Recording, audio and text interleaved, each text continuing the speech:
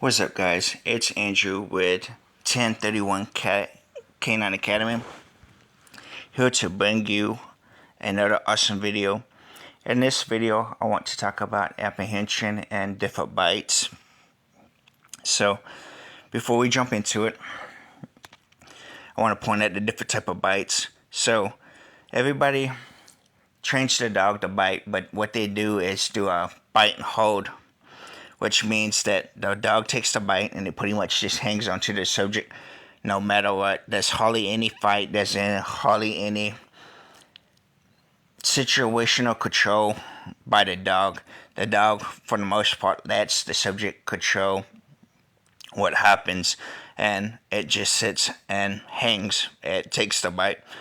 It might add pressure, it might have a good deep bite, how people talk about they want the dog. It might have that, but it's flawed because it's a hold. It's not really fighting, and I will show you what that looks like as we progress in this series, and hopefully I'll be able to point kind of out an idea of what it looks like in this video. So, different types of bites. You got effective bites, which is anything that effectively and technically and efficiently is used.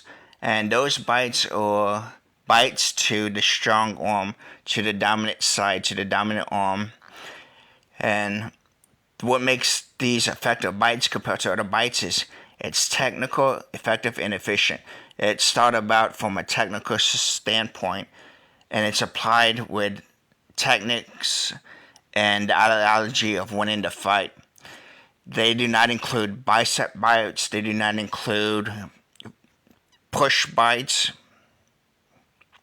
which means that the dog just pushes in, it goes deep into the push, and it allows the subject to be able to fold on it and to control the situation. No. Effective bites is a pull bite. It is usually to the backside so that it's pulling the subject backwards, off balance, or in a way that the subject cannot see the dog really, or have control of the dog.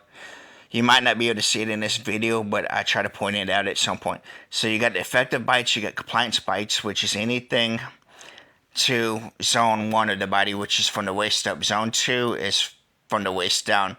I don't do waist down bites. I don't find them effective and efficient because if anything is deadly to that dog, it's going to be carried by the upper body, not the lower body. So attacking the lower body, the legs, and all of that, all it does is allow the subject to be able to control that situation.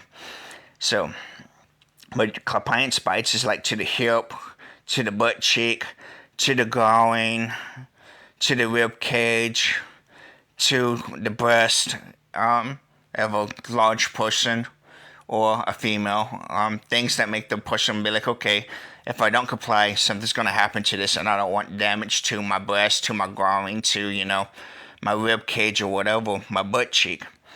So that's why it's a compliance bite. And then you have pressure bites, which kind of overlaps everything, but that's pretty much a bite that can be anywhere to the body.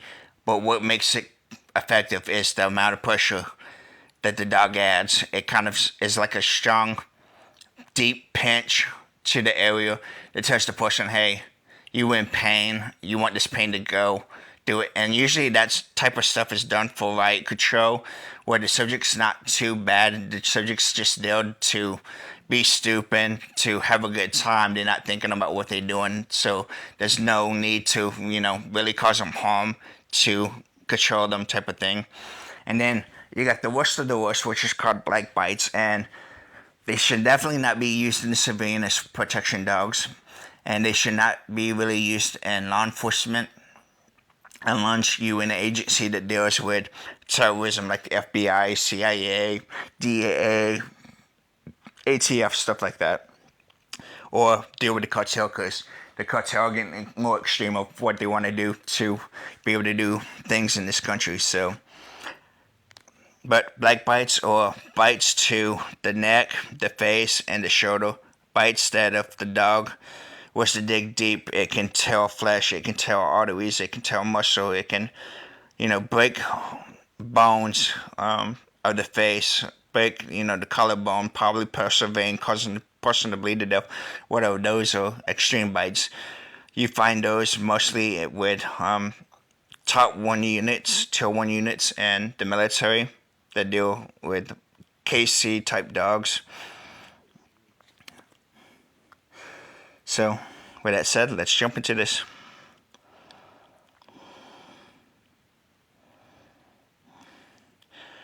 That right there, opening up the door and letting the dog out, that's good because if he would have closed the door, it secures his vehicle. It's a little bit different than, running and popping the dog from a distance. So that right there, as you see, that's a compliance bite. That's to the help, that's to the fatty part of the human. So it just adds pain. It adds a psychological thing that says, hey, I'm getting by the dog. As far as keeping that guy from doing anything, it really doesn't do anything if his mind's not there to comply. What I did like about that though is kind of how the dog came off quickly. As soon as the dog was pretty much grabbed by the officer, gave him the small command, it came off. And this one you can't hardly really see. But in this, you see it, the guy coming up on it. With that is how you want your dog to do if it's not going for the weapon. You want it to fight, you want it to pull, you want it to drag that subject so the subject can't control, the subject can't fold on the dog and be able to grab it, to be able to choke it, to be able to hold it down, to be able to, suffocate it, whatever it may be. So, that I couldn't really see how well the dog came off, so, by the looks of it, looks pretty good. The dog seems to be under good control. And this one, if you going out having to search for someone, don't use the long line. As you can see, there's a bunch of stuff that can get tangled, especially if you're going from the woods to a situation like this. You can see that it's kind of like a trailer park, a camper, RV, whatever lot. There's no telling in a situation like this what might be in the area for the dog to get tangled up on, so you kind of want to deal with that.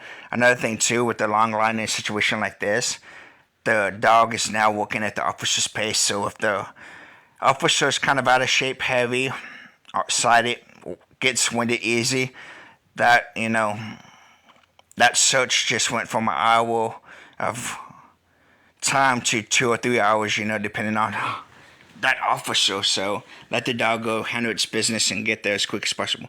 Notice how it pointed out that right there. Now I want to point this out because in a situation like this, if you have someone that barricades into something and the dog has to go in for the bite, you want to have officers securing that area as much as possible.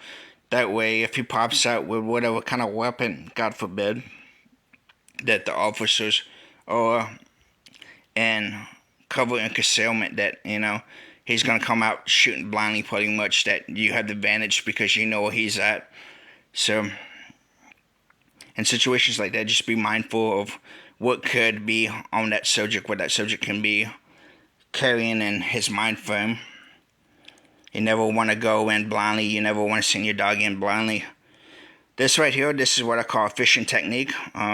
Pretty much what you do is send the dog out and you pull the long line back, you pull the leash back, kind of fish the subject back into you to get the apprehension. But notice where the dog is grabbing the hairline. This will be considered a black bite, and for the most part, you do not want police canines to be trained like this. The reason that he did this though is because, as you seen, the subject was barricaded into something, and that was more than likely the only thing that the dog had to grab. So if your dog has to do a black bite like this, make it more of a pressure bite. That what controls the subject and what is effective is the amount of pressure that the dog's adding. A lot of people don't teach that, but think about it like this. If you have a 4-year-old that picks up a gun and he doesn't know how to use that gun and he's waving it around, and you have to have that dog sent on that kid, you want that dog to bite that kid differently than you want the dog to bite someone who has a suicide bomb.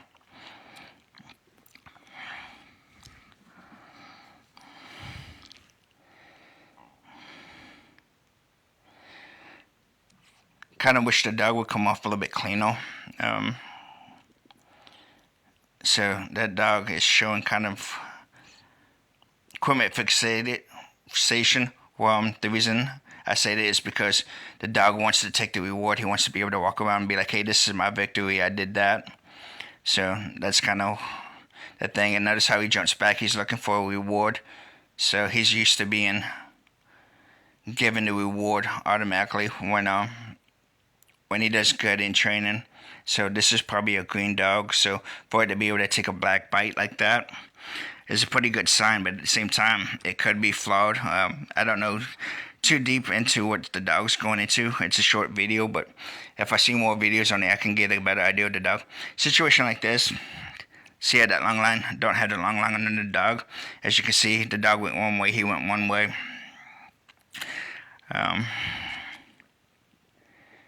So the dog's got some speed on him. In situations like this, when you have the dog that's chasing the subject and you got one officer or multiple officers, the best thing to do is teach the dog to go after whoever's leading the pack.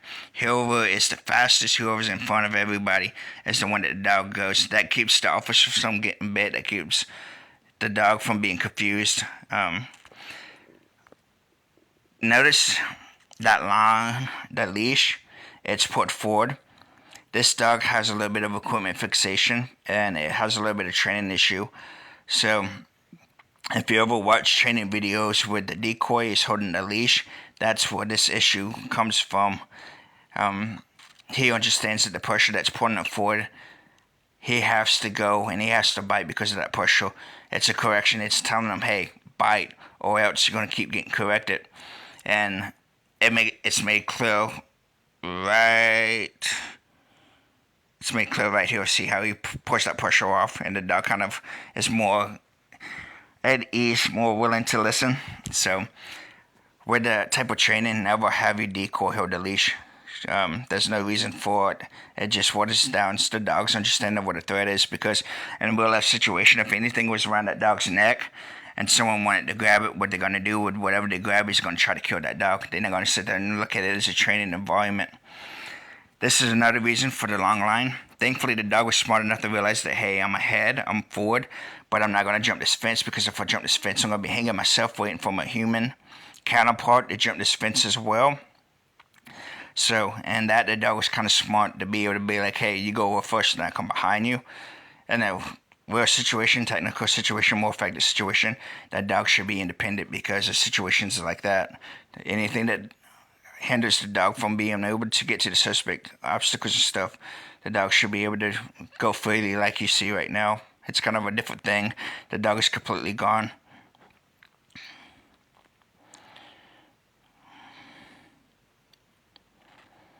So,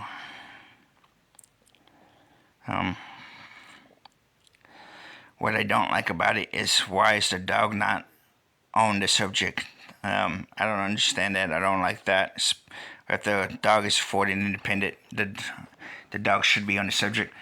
I'm not going to go into this part of the